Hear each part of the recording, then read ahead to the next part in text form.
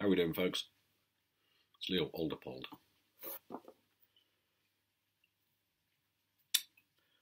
It is November the 22nd, and we are still having the tail end of what was wonderfully titled Storm Angus, that's brought the floodwaters on the river almost up to the level of my balcony again. It's always an exciting time.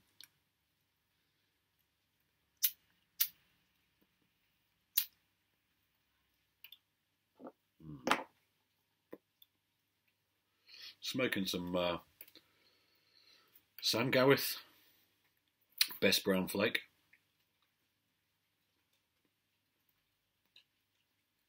In a cob for a change. Blinding stuff, very good stuff indeed. So apologies that this video is not coming from the woods. It is ferociously pissing down outside, and I'm holed up here at home for a bit, watching the floodwaters. I'm drinking some chaga. This is an interesting thing. I'm going to keep with the woodsy theme, even though we're in my kitchen. Now this stuff right here is very well known by bushcrafters and people who spend a lot of time in the North Woods or the boreal forest of the northern part of the northern hemisphere. And what it is it's a fungus. I've got a chunk right here, I'll show you. Now, I've talked about this a little bit on one of my other videos when we were out in the woods, and I was talking about fungi, and particularly the birch tree, because this boy here grows on the birch tree. Now, this is only a chunk of it. What you actually find when you find it on the tree is it's a big, sort of woody, black, burnt-looking lump that's growing out of the birch tree.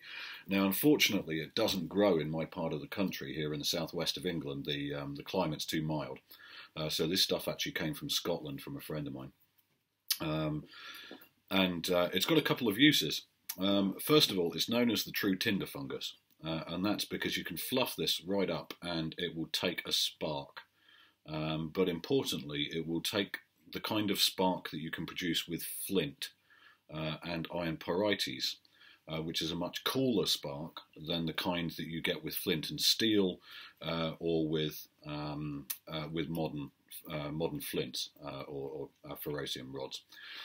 So this was a very, very important fungus for our ancestors. But as I mentioned on the video, on a previous video when we were out in the woods, because it grows on the birch tree, it's actually got very, very powerful anti-cancer properties. Now, I'm drinking. You can brew it up into a coffee, which is what I've done here, and it's actually tastes very much like coffee. Not the finest coffee, admittedly. It's got a bit of a woody taste to it, as you'd expect as it grows out of a tree. But it is actually very, very much like coffee. And in certain parts of Siberia and the tundra, where people don't get coffee, they drink this stuff as a matter of course. And there are, anecdotal evidence suggests that there's very, very little, if any, cancer found in those communities.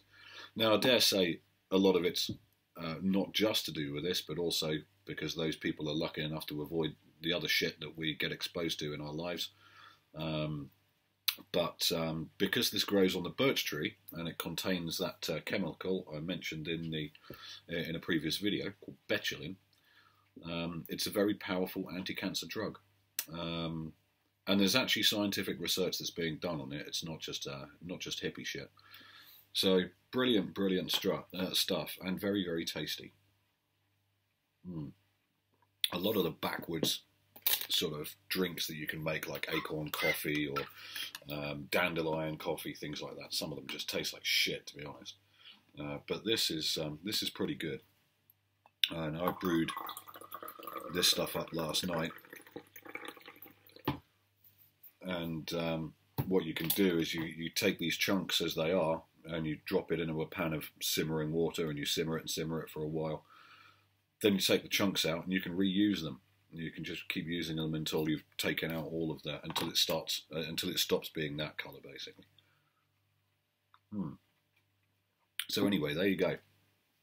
Chaga, or Einanutus obliquus, to give it its botanical name, which is a bit of a mouthful and one I actually had to Google. So the other thing, the other reason for this video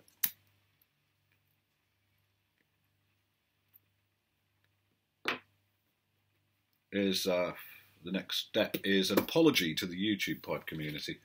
I know a lot of you guys message me or obviously leave comments on my videos and things like that.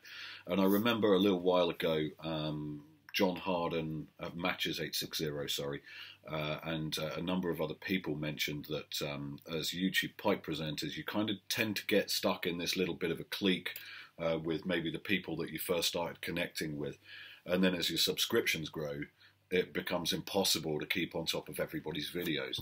And I'm up to 350 or something now, and which is not a scratch on folks like Matches and others who've got, you know, thousands of followers. So I can only imagine how it is for you guys. But apologies basically for if you make a comment and I don't get round to watching your video for or any of your videos for fucking ages.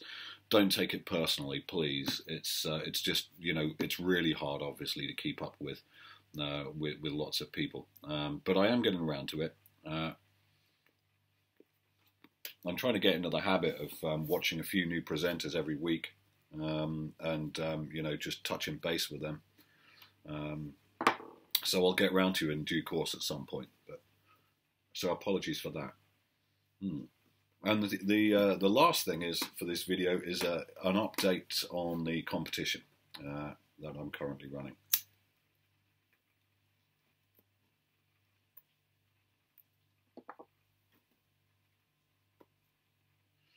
So the competition was for to do a video response. Go and look at the video. I won't repeat it again here, but just by way of update, I've had very few responses, which I understand because, to be honest, the premise of the competition itself wasn't very interesting, to be fair, and it's certainly one which has been done before. But hey ho, you know, I know I've had responses from the following people so far: Chad Yarborough, Mindful Pipe, Bearded Piper, Toking Tommy, and a very special one from Piper at the Gates of Dusk, who didn't do a video, but I think he got into the spirit of the competition very well, and I'm going to let him off that. So that's all I've got that I know of. Now, if you've done a video response already, make sure you post it in the comments section of the competition video. Otherwise, I ain't going to see it. And it's a nightmare trying to, you know, trawl through and find all these VRs, as I'm sure you're well aware. So as I said, I think in my last video, I'm going to run the competition until after Christmas, because hey, it's always an expensive time of the year. And I want to obviously be able to buy a nice new pipe for the winner, amongst other things. So that's it.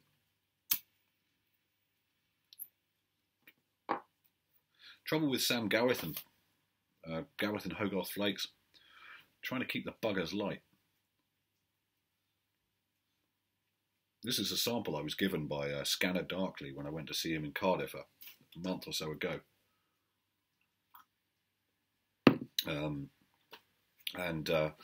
It was obviously been out of a tin for a long time, so it should have been nice and dry, but you know what, it's still a bitch to keep lit. But it's bloody tasty stuff though, really good stuff. I think I'll be buying some of this. Or the plug version anyway, because I'm much fonder of plugs than I am of flakes. Anyway, folks, that's it. Have yourselves a great week, and I'll catch you all again soon. take it easy.